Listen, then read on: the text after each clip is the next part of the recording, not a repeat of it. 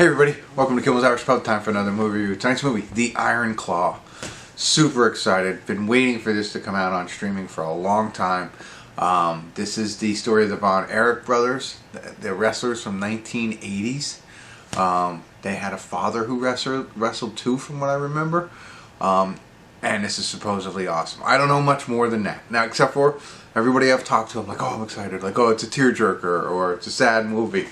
So, you know, okay, I'll let you know what I think. But I mean, Zac Efron's in it, right? Okay, obviously I'm gonna watch it.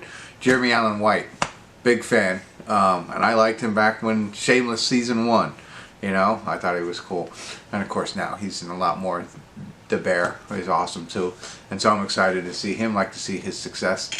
7.8 on IMDb. I don't even have to look this stuff up. This is how excited. Over 33,000 people rated so far, so 7.8. So I think it's pretty good. So let's see if it's true to form. If it's worth watching, I'm sure it's worth watching, but let's see if it's a tearjerker, and I'll let you know what I think. Stick around, I'll be back. Hey everybody, we're at the credits of The Iron Claw. I have to say, you know, I said in the beginning, somebody said it was a tearjerker. I might have misheard them. While it might draw some tears, it didn't for me, honestly. It is sad. It is a sad movie, you know. That's, you know, the biggest thing. Maura Tierney's in it. I didn't know if I mentioned that. She's in it, and Lily James is another person I forgot to mention. And it's interesting as I watch this, you know, thinking back on my times and watching wrestling, and I was trying to relate. And this was the NWA, National Wrestling Association, right? And that was the one with like Ric Flair, Dusty Rhodes, and the Von Erichs originally, until in 1980 was when the WWF came around. Not the WE, the WWF, right? And I was more into the WWF. I still occasionally watch the NWA, but more of the WWF. So, again, I knew some of the guys and all that stuff, but not as familiar, I think, with that league as I was with the WWF. Whatever that, why I told you that, I don't know. But just, I think Zac Efron is amazing. You know, I mean, I thought he did a great job acting in all of this. I mean, he is the, you know, so this movie is more about the Von Erich family and a curse that they believe is upon the family, right? And, you know, so he kind of like is the, I don't want to say the centerpiece, but he feels the brunt of this curse, you know, the most. So, what a phenomenal job he does, I think, in just acting. But then you look at him. I mean, when you first see, he looks like the Hulk.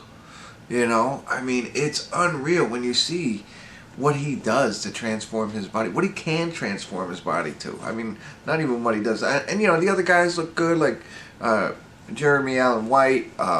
He was good, he's bigger, but I mean, not compared to what you see with Zac Efron and the transformation. I mean, literally like the Hulk he looked like. And you see Zac Efron in normal, non-wrestling days, or Baywatch or something like that, like, you know, sure he's fit, but ridiculous. Like, unreal how somebody has that ability to do that. Like, I can't lose my beer gut, and this guy transforms into the Incredible Hulk. It's unreal what he's able to do. And the other guys were fit and wrestler-ish as well, but he really stood out to me in this one. Not just because of that, but again, how well it was acted. Hard story to watch. In the beginning, I was loving it. I loved the entire aspect of it. I loved the wrestling side of it. I liked, you know, him. I liked his character. His character was wholesome. All he wanted to do was just hang out with his brothers, his literal brothers, not like his bros. He wanted to hang out with his brothers. His ultimate goal was to have everybody move into his house and live with him, and the families just keep doing that, you know. And you could see that wholesomeness with him, and you know, but he just wanted to be the world heavyweight champion and hang out with his brothers, and the family was so close, and they all, you know, they might have picked on each other a little bit here and there, but it was really like they didn't fight. It was, so that whole aspect. And then the dad was tough on him, right? The dad was an ex-wrestler, and he was tough on them and made them kind of who they were, but, you know, maybe took it to a different level, you know, just psychologically, not like violently or or physically. But like the whole beginning of that, setting it up and defining the characters and the relationships between the different brothers and the brothers that I didn't even know they had, and all that, and the mother, and the mother was just like, I'm out of it. You work that stuff out. So loved it. And then as the movie progressed and it started to get sad, it wasn't as much fun to watch. I knew it was sad, and I'm not going to spoil it for you, but I knew it was sad, and I assumed that something at the end happens that makes you cry or something like that. That's what I thought coming into that. Well, no, you do not have to wait to the end for the sadness to kick in. It happens earlier in the film. So there you go. Very, very interesting movie. I know it says it's based on true events, so I'm not sure how much of this was true. I'm sure the things that, the big things in this had to be true or they wouldn't do it. One of the things I always love about a movie based on true stories or whatever is pictures, which they had at the end, and words that share with you a little bit more about it. They had all that. So, yeah. If you're okay with sad movies and just, I'll say like bad luck kind of thing, and when I'm never a fan when bad things continue to happen to somebody one after another.